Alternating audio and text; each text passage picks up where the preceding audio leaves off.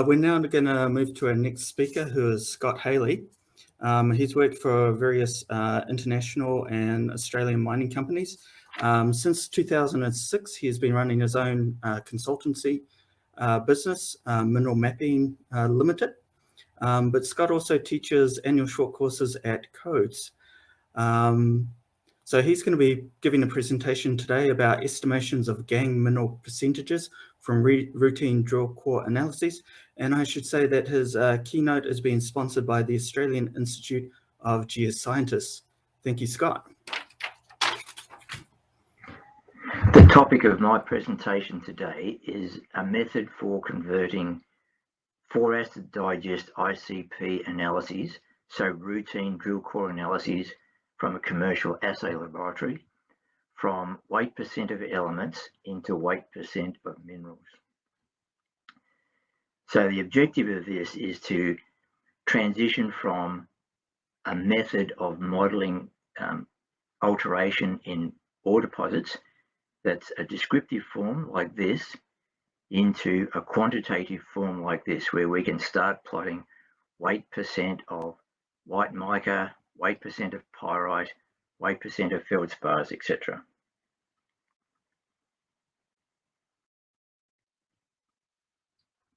Everybody who works on mineral deposits, whether we're in exploration or mining or academia, we all use alteration models of hydrothermal systems in a descriptive sense. So we all make models that look like this. This is a typical cross-section from a porphyry copper system that shows potassic alteration with K feldspar and biotite, and then cericitic alteration with quartz sericite pyrite. A model like this does not tell you how much sericite. It doesn't say how much pyrite. It doesn't say how much K feldspar. It shows the transition as a sharp line rather than a gradation. So it doesn't inform mining engineers about the drill and blast characteristics. So what drill hole spacing might they need and how much explosive in each hole. It doesn't say, or we can't use it to predict what the SAG mill and ball mill characteristics are going to be. It doesn't say anything about energy consumption and mill throughput rates. If we were able to display the alteration in these systems in a numeric form, in a quantitative form, rather than a descriptive form, we might have a chance to populate an entire block model with physical rock properties that could be used in a predictive sense to inform us about the way different ore types are going to behave during mining and milling processes. So that's the objective of what we're trying to do with estimating quantitative mineralogy from assays. It seems like a pretty simple problem, but in reality it's really complicated. If it was easy, everybody would have done it before. And there are two big issues. There's a mathematical problem and there's a mineralogical problem. So as an example, in a whole rock analysis, the whole rock content of potassium, for example, would relate to the relative proportions of orthoclase, muscovite, and biotite, and the potassium content within those minerals. So we could write an equation like this that relates the proportions of the potassium-bearing minerals to the whole rock analysis. The problem is that there are more variables than constraints. So with a 4-acid digest ICP analysis, the major elements that we analyze are aluminium, calcium, iron, potassium, magnesium, sodium, and sulfur. So we've got 7 major elements and a few others that are present in moderate proportions, but we're trying to work out how much feldspar, including all the solid solutions of feldspars. We're trying to work out how much mica, including the mica solid solutions, chlorite, biotite, amphibole, pyrite, quartz, etc. So too many variables, not enough constraints. And the other big problem is that many of those minerals do not have a fixed composition. They are solid solutions. Ron Berry from Codes has written an Excel-based program to deal with the mathematics here. And Ron's program uses something called the Simplex Algorithm. The Simplex Algorithm is a commonly used technique for solving optimization problems. So we might have a series of equations that provide constraints, but not a fixed solution. So in n-dimensional space, all of these constraints define an n-dimensional volume where every point within that volume is an answer that satisfies the equations. Right? So when we have more variables than constraints, effectively there's an infinite number of solutions that will give an exact match to the data. What the Simplex algorithm does is it identifies the vertices in this n-dimensional space and finds the one that provides the best solution for an optimization outcome. So typically we'd use this for financial modeling where we're seeking to maximize profit or maximize rate on return. In this case, Ron's devised a routine where we're trying to maximize the sum of the Gibbs free energy values for each of the minerals. So just to go back to the chemistry, when I get a data set, an analytical data set, there's a few diagrams that I would routinely plot to look at trends in the data that reflect the alteration mineralogy. So I'd start off with a plot like this. This is a potassium aluminium ratio plotted against a sodium aluminium ratio calculated on a molar basis. I should just point out here that in this presentation, I am using two different data sets. One data set belongs to Rio Tinto. They've given me permission to use this. It's from a porphyry copper project in the Western US. And the other data set is from a porphyry system in Chile near the border with Argentina. And that comes from NGX. So this is from the Los Helados porphyry copper system. This is the Rio system in the Western US. And I've chosen this one because it has a really big diversity of alteration types. So on this diagram, the relatively unaltered porphyries would plot in here. So these would be the background potassium, sodium, aluminium contents in the intrusion prior to alteration. And in those mineralized rocks, some of the sodium and potassium contents do not vary too much, surprisingly. But what we would see in a diagram like this in a porphyry system is that with an increasing abundance of K feldspar and or biotite, we'd see a trend heading towards the K-spar node. Here we can see a trend heading towards the muscovite node. So things plotting around here are intensely sericitized. Rocks that are deficient in potassium relative to the muscovite node will have advanced argillic alteration. So these will have minerals like pyrophyllite, dickite, kaolinite. Smectitic rocks would plot in here. Albertized rocks would be in a trend going this way. So this allows us to read off straight away some of the mineralogical trends in the data that we can pick from whole rock analyses. The next thing I'd plot is aluminium, potassium, magnesium as a ternary diagram. So this is the same data. We can see that background sort of composition in here. Things that were becoming more chloritized would be in a trend this way. Biotite alteration on this trend. K feldspar on this trend. Rocks that are intensely sericitized plot in here. Things with advanced argillic alteration plot between the muscovite and kaolinite node and have no magnesium left. In a porphyry system, The other plot I would look at would be a ternary diagram of calcium, iron, and sulfur. Relatively unaltered rocks will have roughly equal proportions of calcium and iron. On this diagram, the anhydrite node plots in here and the pyrite node plots in here. So these samples in this part of the diagram have sulfur in excess of what can be contained within pyrite. In this system, these are all alunite-bearing rocks. Things that plot near this node are rocks where all the available iron has reacted to form pyrite, and these will be intense sericite pyrite altered rocks. Things that have sulfur contents that are on the sulfur poor side of the pyrite node, these will be sericite pyrite chlorite mixtures.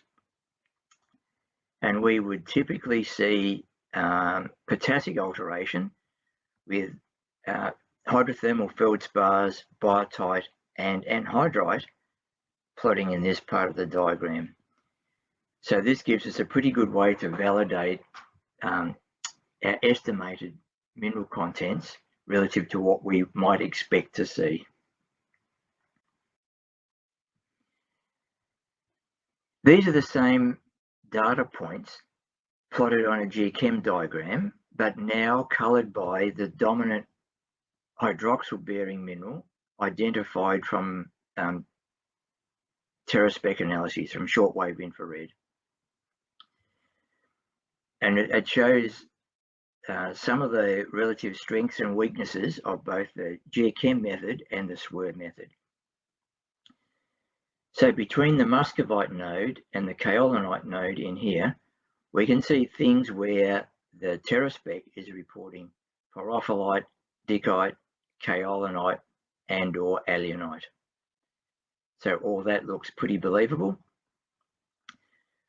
We would expect to see lots and lots of sericite plotting in here, white mica. There's a really interesting K feldspar trend in here. SWIR does not measure feldspars. So these particular K feldspar bearing rocks, we're just seeing the white mica component reporting in the SWIR data.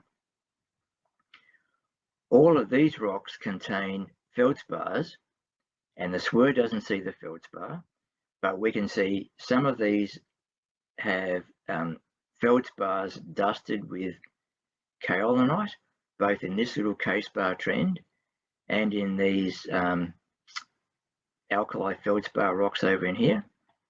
Some of these are sericitized, and some of them are dusted with smectite. So the SWIR data on its own, in a way, is not that informative. It doesn't tell us what's happening in the potassic alteration, but it provides a constraint for the calculated mineralogy. Now, one of the big issues here is if we're going to estimate percentages of minerals using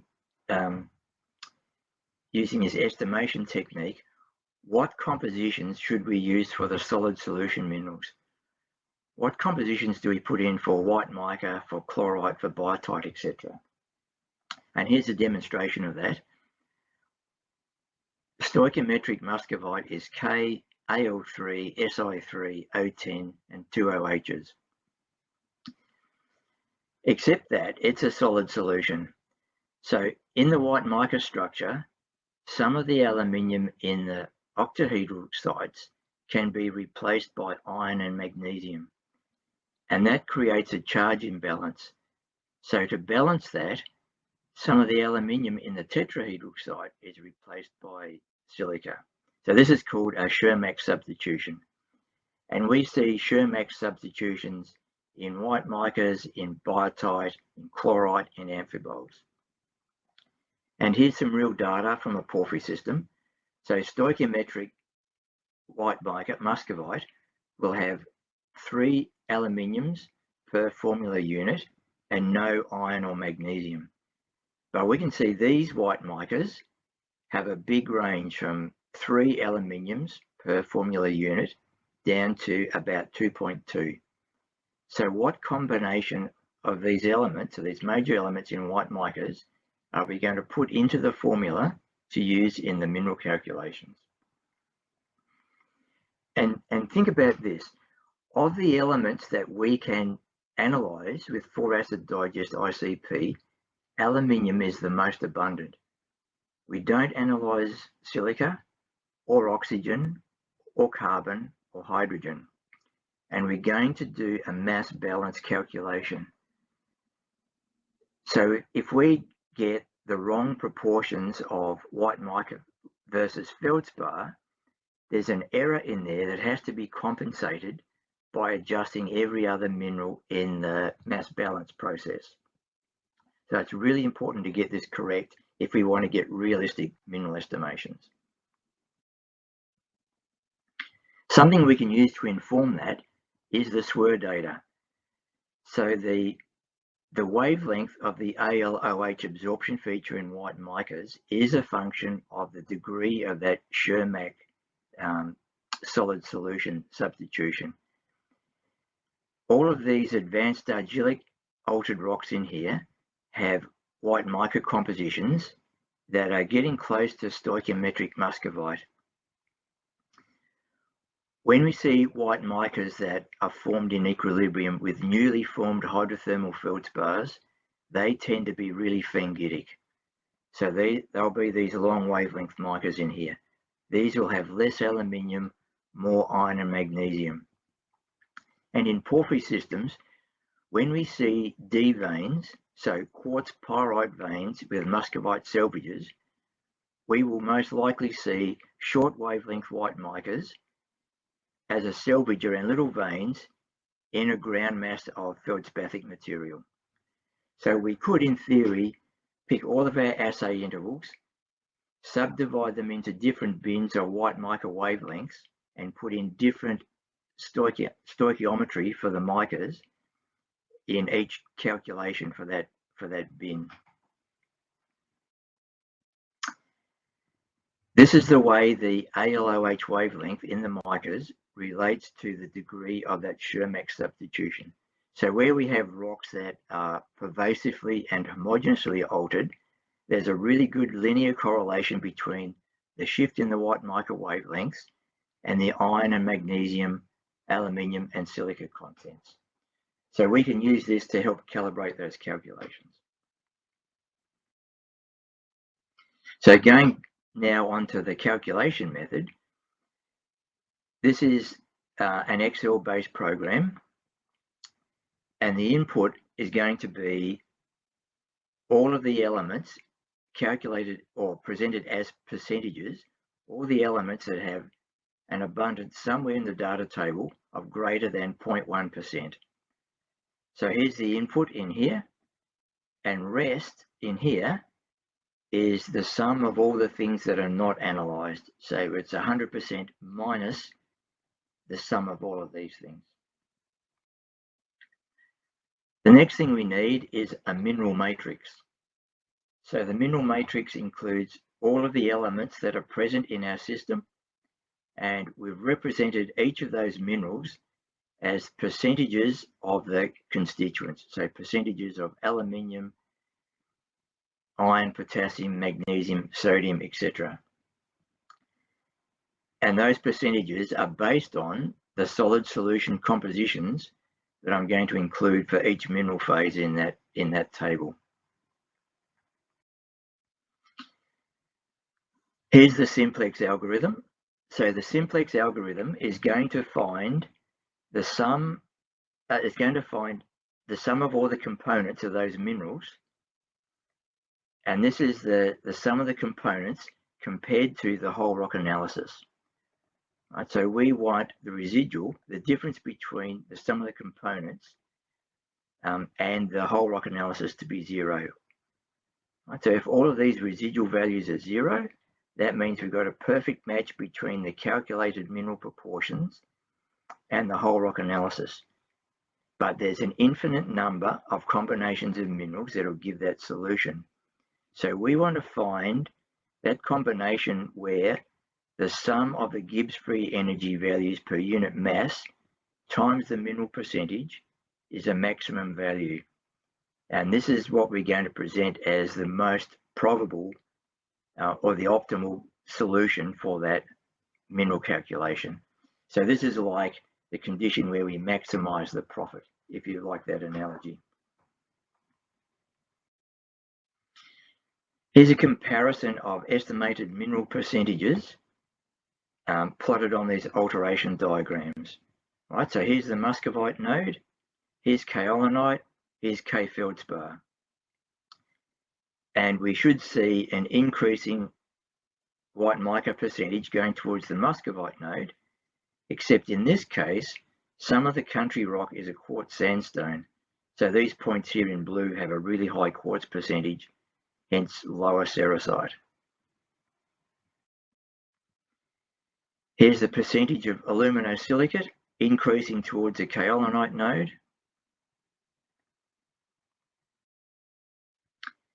Here's the percentage of pyrite increasing towards the pyrite node. So here's advanced argillic alteration with alunite, and these are intense quartz sericite pyrite altered rocks. Now, one of the outcomes of this, even though we have not analysed silica, the estimated percentages of quartz turn out to be surprisingly accurate. So I think where we've been able to compare this with QuemScan or quantitative XRD data, we are estimating quartz contents that are within 2, 3, 4% of the actual measured quartz content. So that's a really, really useful outcome. So now we'll look at some applications. This is a real data set from Los Helados, from NGX Minerals. And what I'm showing here is a 5% copper envelope.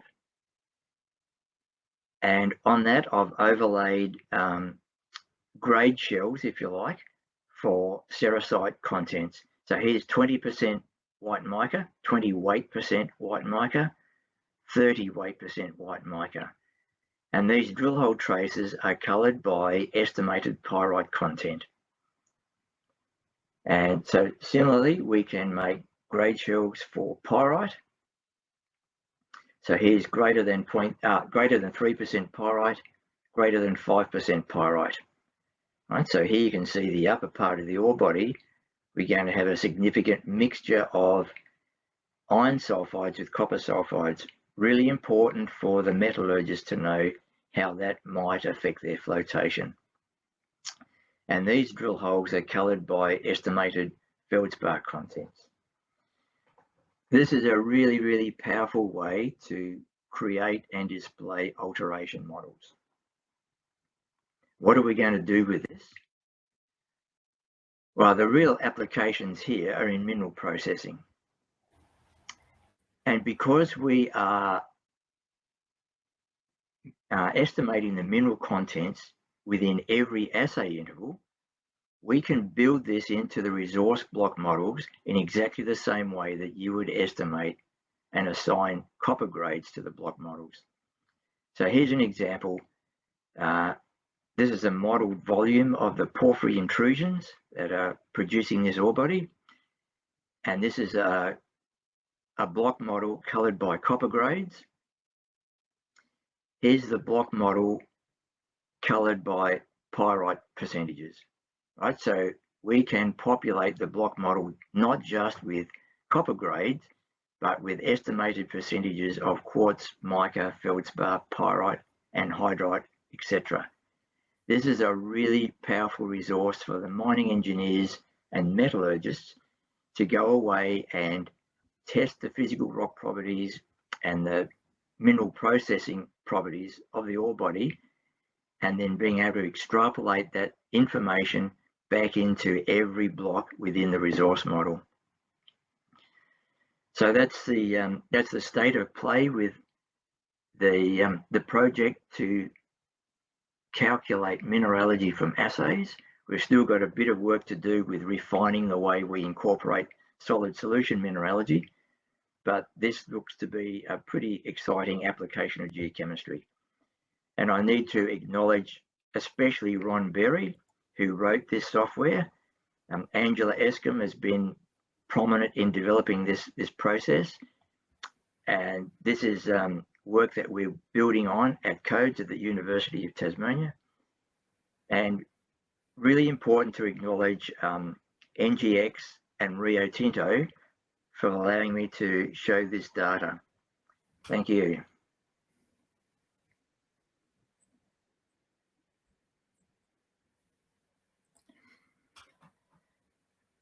Excellent presentation. We have a couple of questions, and one of them is actually pretty much along the lines of what I was thinking as well. Tobias asks, can you comment a bit more on the cross-calibration relations of the assay data derived calculated mineralogy with mineralogy results obtained from XRD, SEM, or hyperspectral techniques? Yeah, thanks, Mark. With the major minerals, with quartz, feldspar, white mica, etc., the calibrations are pretty good. With the minerals that are present in small abundances, the error bars are still pretty large, right? So, you know, if we're estimating quartz, you know, 40% plus or minus 3 or 4%, that's not a big deal. If you're estimating pyrite at 2% plus or minus 2%, that is a big deal. And the key to getting that better, to reducing the error bars, is to have more accurate integration of solid solution chemistry. Hyperspectral data is not very quantitative at all. So whenever we plot any of the alteration diagrams with mineralogy estimated from core scan or TSG, the correlations are not good. So we would rely far more on QuemScan or quantitative XRD to try and calibrate the methods. Right. And having calibrated at a number of different places, could you then take that knowledge and use it at another place without having done those procedures, or you would still want to do that? With using a Gibbs free energy value as the major constraint to try and pick, you know, the optimum fit between chemistry and mineralogy. So that's going to be different every time. Every time we do this, we have to put in an estimated temperature where we think the bulk of the mineralization is forming, and tweak that Gibbs free energy value to work out, you know, are we going to assign iron and magnesium predominantly to biotite or predominantly to chlorite, right? So we need to put in a Gibbs free energy value to constrain the way the mineralogy is calculated. And we also need to put in solid solution estimations for biotite, chlorite, white mica, etc. So all of those things vary from place to place. It needs to be recalibrated on every project. Every project. So you need that baseline. I have another question here, the last one from Dale Sims, who is just wondering on analytical impressions and accuracy. Does it have any material impact on this approach? And if so, should we consider CRMs for a wider range of elements and add data as well? Really good question, Dale Sims. Every commercial assay laboratory does a 4-acid digest technique differently. So they all give different results. And some of the labs are very rigorous about trying to get good results across all of the elements, and some are just worried about chalcophiles. Right? So there will be differences from laboratory to laboratory, and I won't tell you who does the best job. One thing that does happen commonly is that aluminium underreports. Right? So aluminium can reprecipitate in the test tube doing a 4-acid digest, reprecipitates as a as a fluoride complex. Right? So the aluminium commonly underreports by a few percent, and that does make a difference. And it's really hard to know whether you're getting really, really accurate data or not. Excellent. Thank you, Scott. That pretty much brings this session to the end. I'd just like to once again thank our speakers, Kenan Jennings, David Cook, and Scott Halley for their excellent presentations.